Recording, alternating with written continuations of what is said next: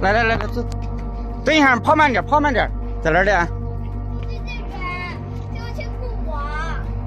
这是什么东西啊？这是鼓我。这是毒品对不对？罂粟对不对？ I found China's newest, most outlandish campaign. China's drug flower epidemic. Seriously, drug flowers. Welcome to China's young drug hunters. 这就是在放学的途中，在山地上看到几株漂亮的植物，类似罂粟，到派出所报案。发现18株罂粟，将该属罂粟铲除，对你们表示嘉奖。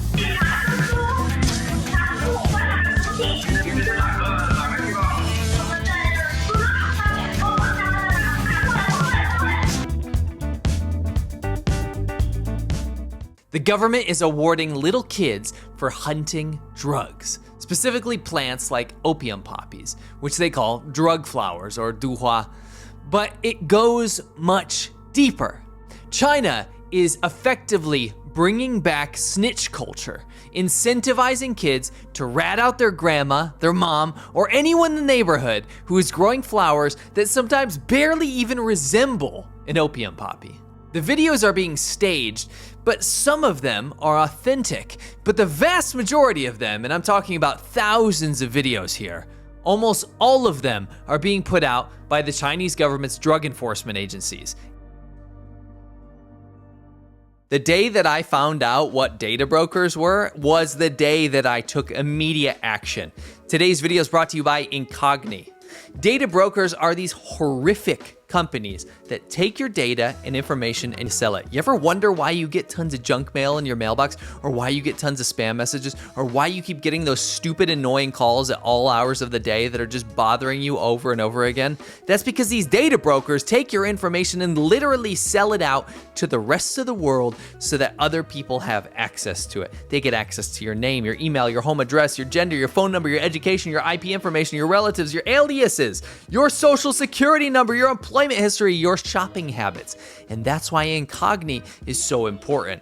What they do is they go find those thousands of companies and they give them an ultimatum. They say, either you remove this person's information or we're gonna have to take this in a different direction. And pretty much every time, these companies oblige and remove that information. Take your personal data back with Incogni. Go to incogni.com/cmilk and use the code CMILK to get 60% off an annual Incogni plan. Take your personal data off the market today. Here's how it works. A kid either calls or shows up at the police station conveniently, sometimes with opium poppy in hand, and takes the police to where they found it growing, sometimes in their grandmother's home. They rat out their family and then gets grandma or mom scolded or even sometimes thrown in jail. Rinse and repeat. There's thousands of these. And it's been a while since I've seen such a ridiculously overt propaganda campaign with such a specific template, but it's out there and it's wild. The sheer amount of these videos tell me that something very important is happening. When China wants to disseminate propaganda, it's very successful, especially domestically. Billions and billions of dollars are attributed to spreading propaganda around domestically in China to make sure people follow or fall in line. Now, China takes drugs incredibly seriously, but anyone that's spent enough time in China knows that drug use is still a large issue, especially in border regions and amongst the lower income bracket of people in the country. You go to any karaoke club, before you can sing, you actually have to watch a small thing about how if you get caught doing drugs, you're gonna die. Or if you go to any small town, you'll see ads for billboards with poppy flowers and skulls and the People's Liberation Army ready to shoot you if you get involved.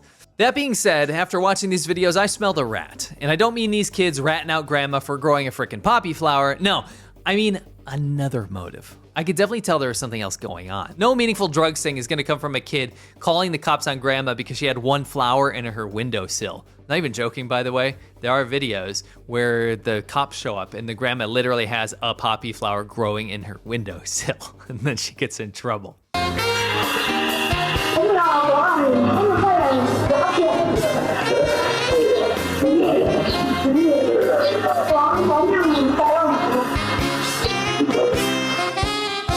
这不就是吗？是不知道这是啥？哎呀，都到那边3个拐拐了。啊，知道是啥是吧？这能不能种？这不是花。修一个。这不能给你留，这不是花。I looked it up, and it seems like a criminal would need more than like an acre or more of opium poppies to make any meaningful amount of drugs. So, no, this is not what that's about. No. This is something much, much bigger and much more sinister. Think back to Mao Zedong, Pol Pot. Think back to the methods that were used that pitted students against teacher. Students and kids against mothers and against fathers, against grandparents. Children used to be rewarded when they ratted out their dad for having a book of poems that were banned under the Chinese government, or ratting out their grandma for owning a small plot of land for vegetables. They would lead authorities to their homes and show the officials where their dad hid the book or where their grandma was growing the vegetables. And where did they learn to do this? Well, the government literally made a campaign and a whole series of books called Little Red, which made a hero out of a little girl named Little Red and taught kids how to rat out their family members. Now, when you watch these videos of these drug hunter kids, these drug flower hunters, you see the same pattern as you do when you look back to the not so olden days. This method of control is encouraged through awards. Look, if you call the cops on your family for poppy flowers, you get all this credit. You get this reward. The cops give the kids soft drinks, and then they get paraded around the school, getting plaques and cheers, and potentially elevated to higher levels in the only thing that they are taught that matters to a kid that age in China: school. From there, they might end up as class leader or a rule enforcer. That gives them power, that gives them clout. But this really ultimately just drives a wedge between family and the Communist Party of China. Like I said, there are organic versions of these videos, and then there's also complete setups. But the setups are what are inspiring these organic ones to be made. There's something really interesting I picked up on when watching hundreds of these videos. The government still posts the ones where the kids got it wrong. 啊，你好。我在放学的时候，在我学校附近发现一些罂粟花。在哪个地方？在我学校附近。中心小学是吧？啊。你知道怎么走吗？知道。你带我们去看一下。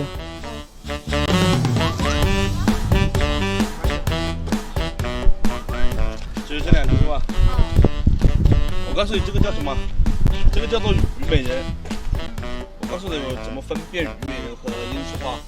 首先第一，罂粟是不长这种刚毛的，就这上面表面这上面都有这种毛，这个罂粟是不长的，它表面是光滑的。然后它上面那个结果的这个东西啊，它是对着上面长的，不是这个是弯下来的。这个东西是可以种植的，但是罂粟就不一样，罂粟是种一枝，一株就违法了。小朋友表现可以啊，很棒。You'd think if the government was making an elaborate propaganda campaign, they'd separate the wheat from the chaff, but no, they're still posting the videos where the kids got the flowers wrong.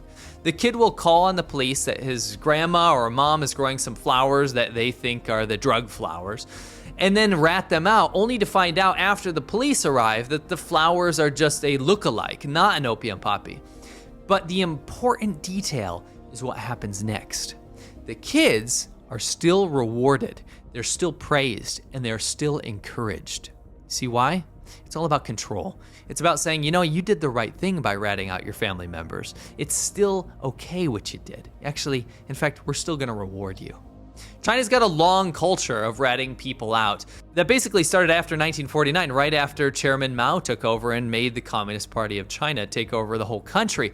Look at this rare piece of film called The Football Incident, which is a laboriously long and seemingly meaningless struggle session where kids rat out another kid who kicked a soccer ball after the bell rang when he was supposed to have stopped. It was after 7 a.m. A teacher wanted us to stop. The ball was right in front of me, so I kicked it. And it grazed her head. Did it happen here? Yes, over there. The teacher took me to her office and criticized me. And she took the ball away. She took it away from everybody just to punish one person. This attitude is the opposite of what Chairman Mao teaches us. He asks us to carry out every task carefully.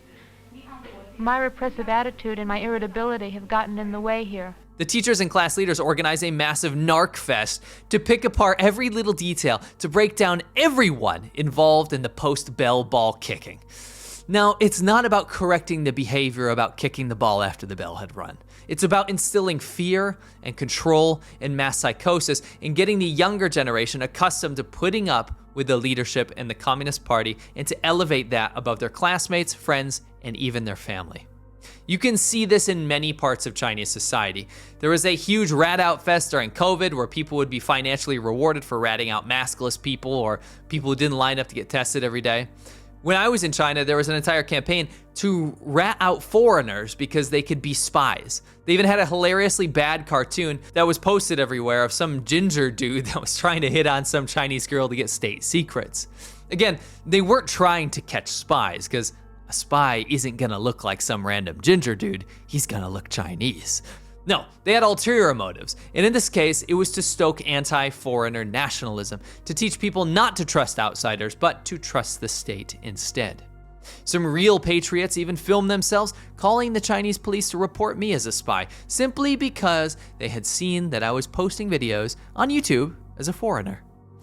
There's been a huge uptick in forced nationalism and populist control methods in general in China. It really seems like they're gearing up to get the Chinese people ready for a reality where only the party gets to make decisions for you, and not just politically, but also in your personal life and family life too. From taking the one-child policy where people could only have one child or they would be punished, to now basically being on the doorstep of forcing people to have more children. From that to overhauling the entire education system to teach kids to hate Americans and to only follow state-mandated ideology. 那你长大了想干什么呢？想杀日本人，想杀美国人。好，回去吧，坐着吧。 And there's so much more. It's not looking great for China's freedom or for China's future.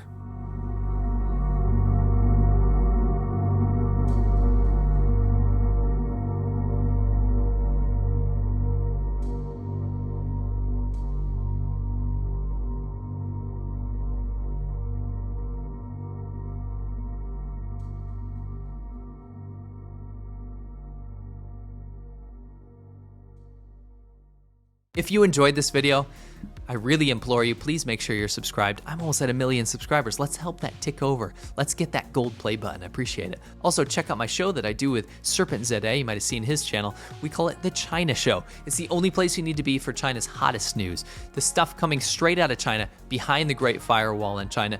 We bring you the stuff from our sources there, from the internet over there, and we bring you all of the best, worst, and everything in between stories from China. You're definitely gonna wanna make sure you're subscribed to that channel as well, and I'll catch you on the next one.